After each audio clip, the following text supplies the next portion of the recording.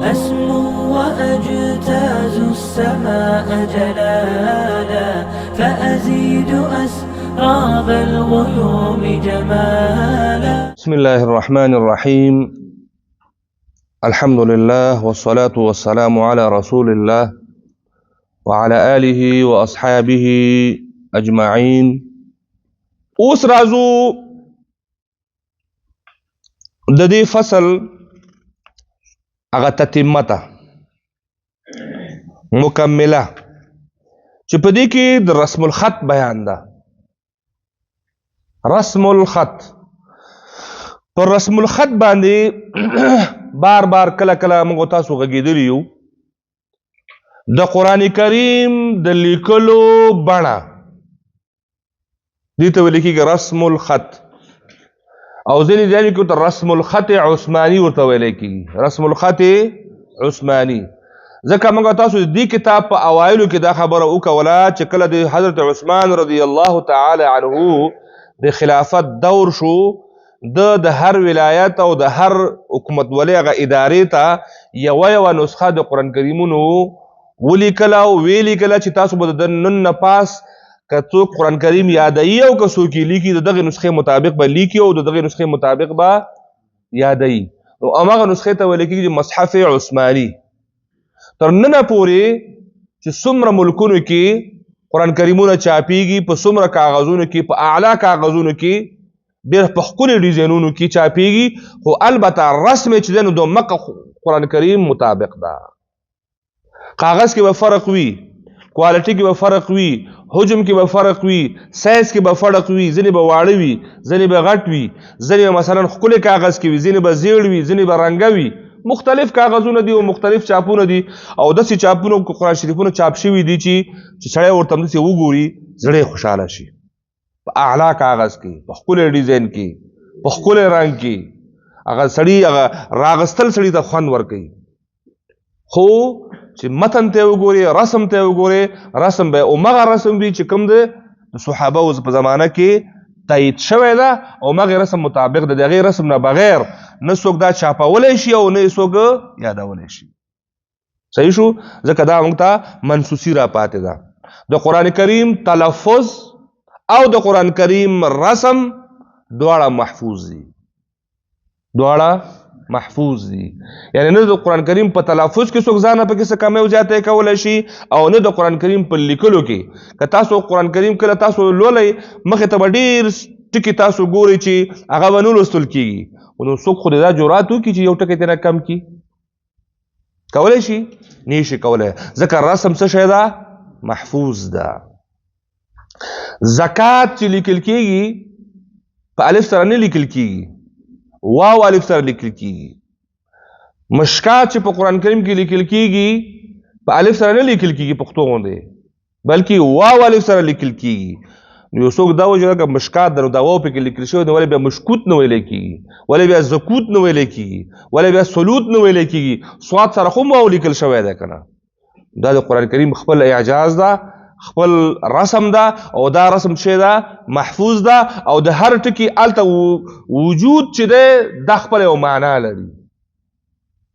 دا خپل یو معنا لري، ځکه دا د عربي ګرامر او د عربي رسم خط مطابق لیکل شوی ده. او دا د هر ژبې خپل اصطلاحات وي. په انګلیش کې وي، په پښتو کې هم شته، او په نورو ځایونو کې هم شته. په انګلیش کې به تاسو که چا انګلیسي کورسونه ویلي، ځینې حروف وایي دا سایلنټ ده، خو که چېرته په متن کې، په لیکلو کې، په رایټینګ کې هلته ونه لیکل شي که نه، نو هغه جمله بیا ناقصه هغه کېږي. اگر که نه ویلی کېږي، ویلی کېږي به نه، تلفظ به پرې نه کېږي، خو که لیکلو کې دغه ټکی په اسم وي که هر څه شي وي هغې کې رانغی، وایي دا یو توری پکې کم ده، نو هغه هسې هم نه ویلی کېږي. چېشته پکې خلک راولي؟ د هغې توري سره د کلمې هغه مفهوم او معنا څه کېږي؟ پوره کېږي، ولو که هغه مدغمیږي. او موږ ډېر ځایونو کې ادغام کوو، نو یو ټکی پکې کمیږي که نه کمیږي؟ مدغمیږي که نه، بل سره یو ځای کېږي. همدغه په د ټولو ژبو کې دا هغه شته. څوک چې په دې ژبو کې په ادبیاتو کې بیا تخصص کوي نو دا بیا وړو شیانو ته لکه عین دغه موږ چې کوم په تجوید کې د مخارجو خبره کوو، د آواز خبره کوو، د آواز د سختۍ خبره کوو، د نرمۍ خبره کوو، دلته د حرف نرم لوستل کیږي، سخت لوستل کیږي، دلته به آواز جاری کیږي، دلته نه جاری کیږي. تاسو د انګلیسي ادبیات چې څوک لولي که محصل که دلته وي که تاسو سره کښېنئ ته چې لکه د تجوید غوندې بحث پکې کېږي. هغې کې هغې کې دا حروف ورته ښودل، د دغې حرف آواز تیز ده، د حروف آواز نرم ده، دلته سا جاری کېږي، دلته آواز جاری کېږي، هو به هو دا به زر ادا کېږي، دا به زر نه ادا کېږي. په انګلیس کې به تجوید وګورئ، یعنې دا د هر ژبې خپل اصول او قواعد او ګرامر پکې موجود دي. دغه ژبه چې ته یادې نو د جزئیاتو ته بیا خبره کېږو. خبره مې راتلله رسم پورې، د قرآن کریم رسم محفوظ ده. نو رسم الخط اوس څه شی دی؟ دا پیژندل غواړي. په دې درس کې موږ ته دا راپېژني. حضرت عثمان رضی الله تعالی عنه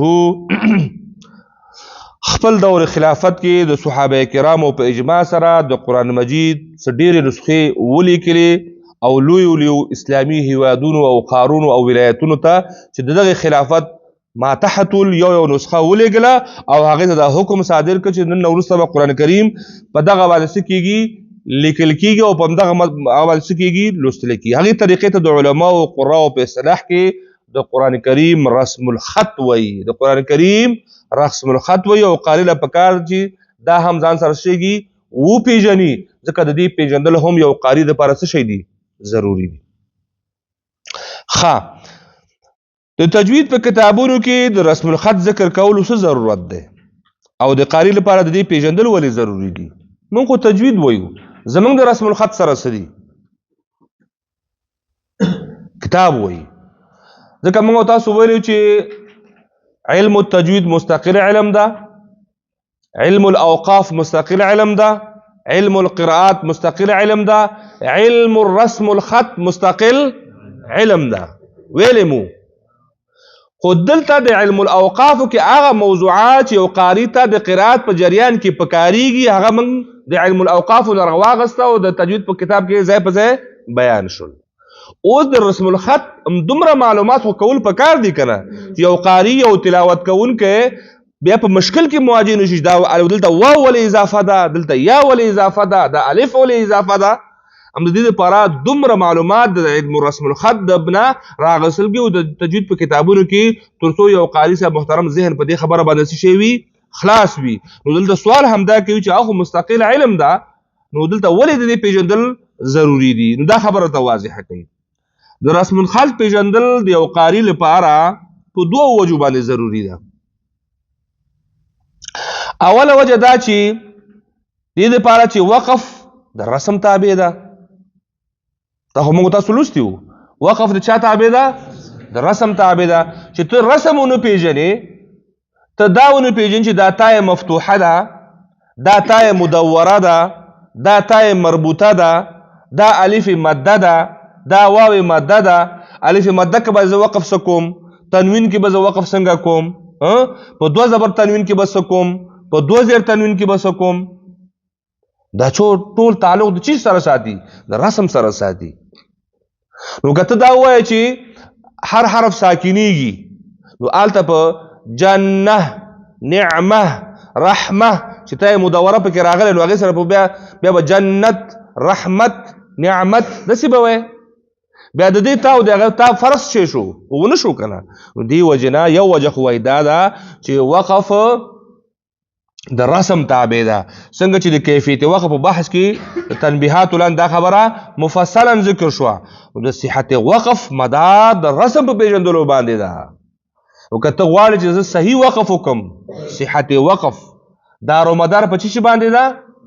په رسم باندې ده، چې اول به ته رسم پېژنې. یو وجه خو دا شوله، ځکه زمونږ د وقف تعلق د رسم سره ده، او چې رسم ونه پېژنو چې دغه ټکی سره رقم ویلی کېږي، ته مدوره سره رقم ویلی کېږي، ته مربوطه سره رقم ویلی کېږي، نو که دا ونه پېژنو بیا به زموږ وقف هم درست نه وي. لهذا د وقف صحت پر رسم پورې موقوف ده. لهذا ځکه رسم الخط پېژندل شی دي یو قاري دپاره ضروري دي. یو وجه دا شوه. او بله دا چې د بعضو کلماتو رسم الخط د تلفظ نه خلاف ده. د بعضو کلماتو رسم الخط د تلفظ نه خلاف ده. رسم الخط یو رقم لیکلی او تلفظ کیږي د بل رقم. لکه زکات مثال مخکې درکه، مشکات مثال صلات، نو صلات رسم څه رقم ده؟ صلوات ده. زکات زکوات ده، تلفظ واو پکې موجود ده، الف پکې موجود ده، او تلفظ څنګه ده؟ صلاه زکاه. صحیح شو؟ فرق لري که نه لري؟ دی وایي چې د بعضو کلماتو رسم الخط د تلفظ سره څه شی ده؟ توپیر لري، دغه خلاف ده. نو که چېرې داسې موقعو کې د دغه کلماتو تلفظ د رسم الخط مطابق وکړی شي، نو چېرته به مثبت کلام کوم خواته لاړ شي؟ منفي خواته به لاړ شي. مثبت کلام به منفي شي، یعنی بالکل به بدله شي، او چېرته به کلمه لسره بې معنا شي. نو په دې وجه سره قاري صاحب محترم ته دا ضروري ده چې هغه کلمات د کومو رسمونو چې د تلفظ نه خلاف ده د ځان سره محفوظ کړي، او د دې لپاره چې تلاوت کولو په وخت کې د دې فاش غلطۍ، د غټې غلطۍ مرتکب نشي، او په ځای د ثواب د عذاب مستحق نشي. او د همدې مقصد په نظر کې نیولو سره وایي د تجوید په کتابونو کې په قدر د ضرورت، د تجوید په کتابونو کې په قدر د ضرورت، څومره اندازه چې یو قاري ته ضرورت ده، د رسم الخط بیان پکې هم شوی ده. نو ډېر خبرې پکې نه بیانېږي. مستقل علم ده، مستقل علم چې څوک کتابونه لیکي، څوک چې په عربي کې تخصص کوي، څوک چې عربي ژبې ماهر ځان نه جوړول غواړي، هغه به مزید کارونه هلته کوي. خو قاري صاحب محترم ته حد اقل دومره پکار ده چې یو د وقف قواعد، ځکه چې زموږ وقف د چا تابع ده؟ د رسم تابع ده. او بل ځینې کلمات داسې دي چې لیکلي یو رقم دي او تلفظ بل رقم کیږي. دغه کلمات ته وپېژنې تر څو په دغه کلماتو په تلفظ کې ته داسې غلطي ونه کړې چې هغه کلمه بیخي خپل معنا د لاسه ورکړي. دومره پېژندل د هر قاري او هر محترم دپاره څه ده؟ ضروري ده. او که دا ونه کړي نو په ځای په دغه ځایونو کلماتو په تلاوت کولو کې د ثواب په ځای باندې بیا د عذاب سره مخ کیږي. نو دی وجنه څه قدر ضرورت، هغه ضروري مسائل وایي د رسم الخط د تجوید په کتابونو کې ځکه ذکر شوي دي تر څو یو قاري صاحب محترم چې د تجوید قواعد یادوي نو تر څنګ یې باید په رسم الخط باندې هم څه نه څه پوه اوسېږي.